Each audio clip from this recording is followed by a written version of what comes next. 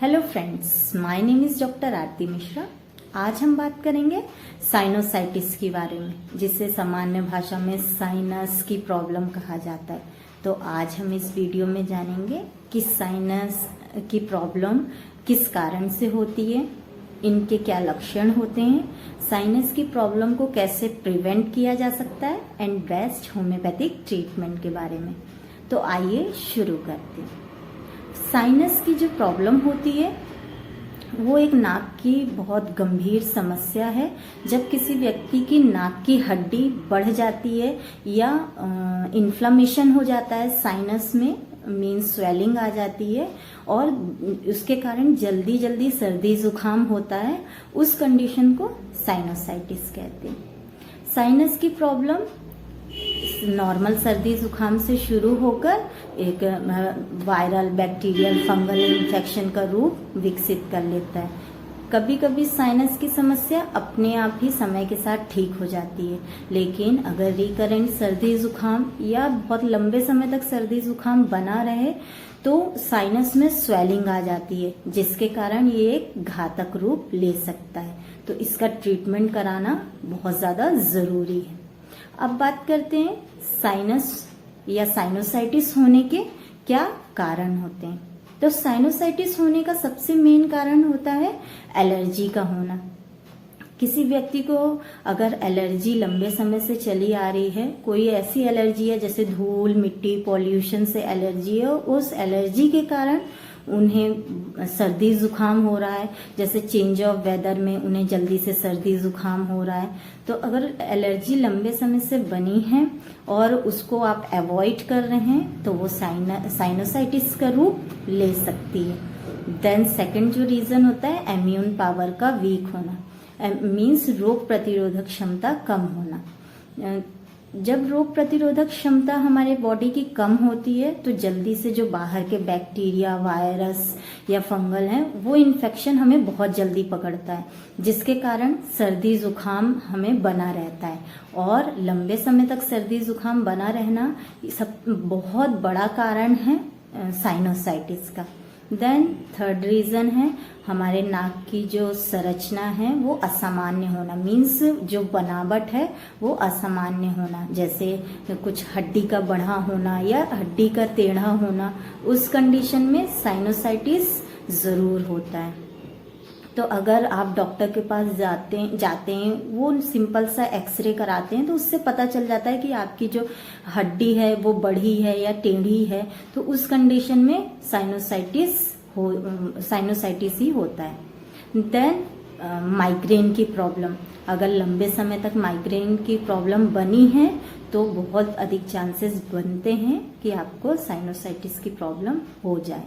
Then family history, अगर family में किसी को प्रॉब्लम है साइनोसाइटिस की या साइनस में इन्फ्लामेशन की, तो उस कंडीशन में आपको भी बहुत अधिक चांसेस बनते हैं साइनोसाइटिस होने के। देन अब बात करते हैं इसके लक्षण के। तो 4 ऐसे रिमार्केबल लक्षण हैं, सिम्टम्स हैं जो आपको अगर अनुभव हो रहे हैं तो आप साइनोसाइटिस के पेशेंट हो सकते हैं। तो सबसे फर्स्ट है, अगर आपको सर्दी जुकाम हो रहा है तो तुरंत आपके नोज स्टॉप हो जाना, मीन्स नोज ब्लॉक हो जाना या सांस लेने में बहुत ज्यादा दिक्कत होना। तो ये कभी कभी किसी पेशेंट को एक नोज ब्लॉक होती है, किसी किसी को दोनों नोज ही ब्लॉक हो जाती है और उन्हें उस कंडीशन में बहुत ज्यादा सांस लेने में दिक्कत होती है।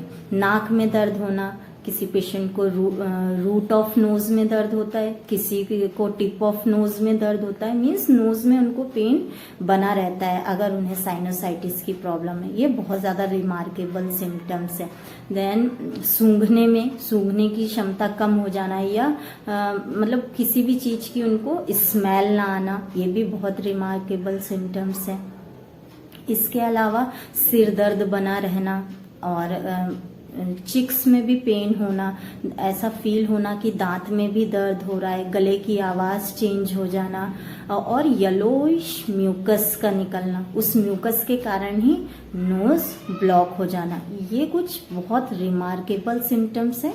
अगर इस तरह के सिम्टम्स आपको अनुभव हो रहे हैं तो आपको साइनोसाइटिस की प्रॉब्लम हो सकती है। देन अब बात करते हैं प्रिवेंशन की। मीन्स अगर आपको साइनोसाइटिस की प्रॉब्लम है तो आप उससे कैसे बच सकते हैं।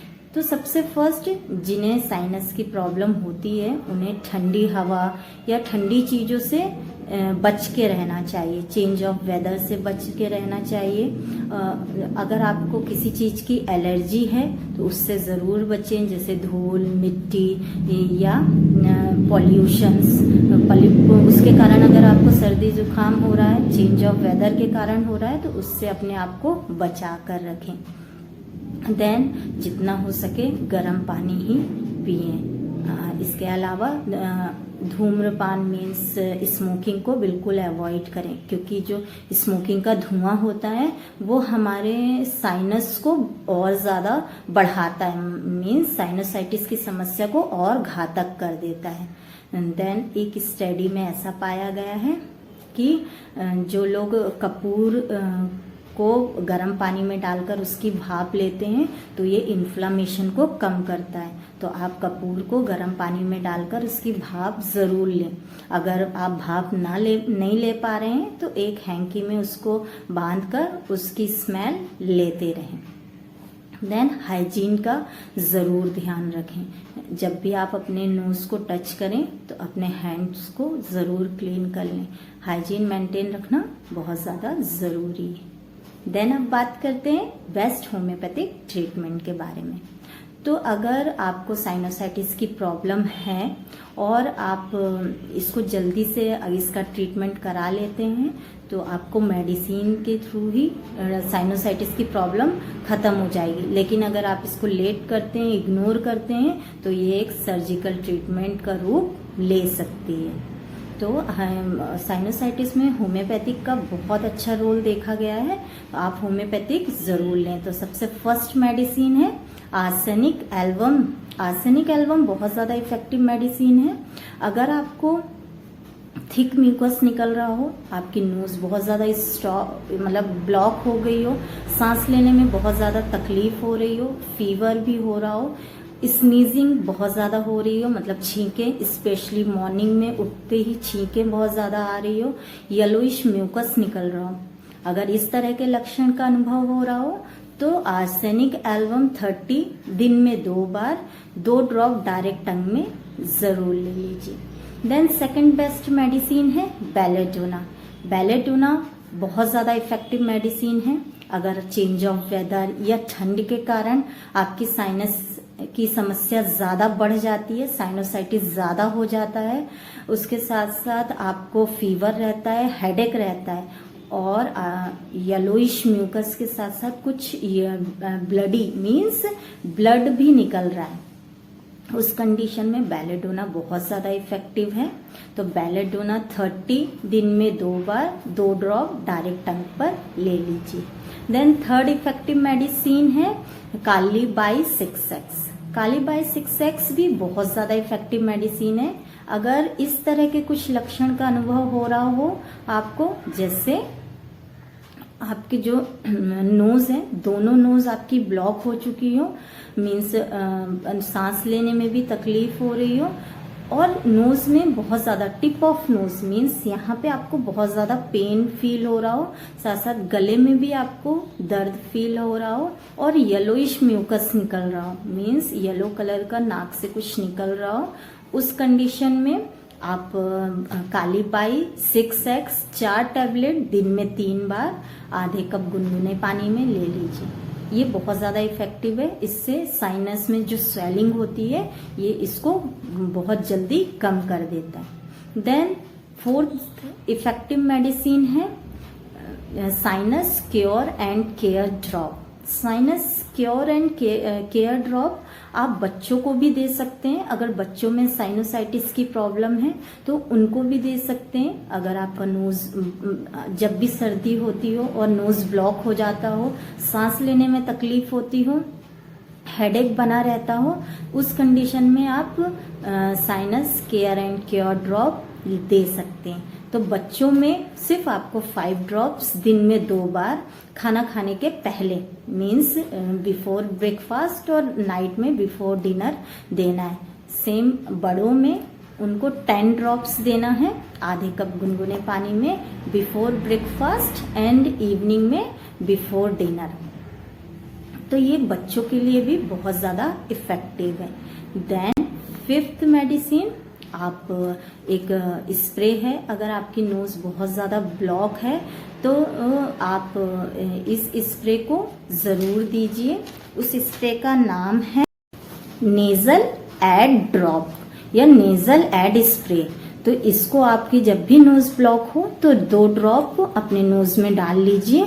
इससे आपकी नोज 2 मिनट में ही ओपन हो जाएगी, आपको सांस लेने में तकलीफ नहीं होगी। तो जब भी आपकी नोज ब्लॉक हो तब आप इस स्प्रे का यूज जरूर करें, नेजल एड स्प्रे। तो आप अगर होम्योपैथिक मेडिसिन लेते हैं और वो भी टाइम से लेते हैं, टाइम का ध्यान रखते हैं, होम्योपैथिक मेडिसिन के साथ साथ प्रिवेंशन भी रखते हैं, तो आप देखेंगे कि आपकी साइनस की प्रॉब्लम कुछ दिनों में ठीक हो जाएगी। आज के लिए सिर्फ इतना। अगर आपको मेरा वीडियो पसंद आया हो तो इसे लाइक कीजिए, मेरे चैनल को सब्सक्राइब कीजिए और ये इन्फॉर्मेटिव वीडियो शेयर कीजिए। Thank you for watching. Stay safe, stay healthy.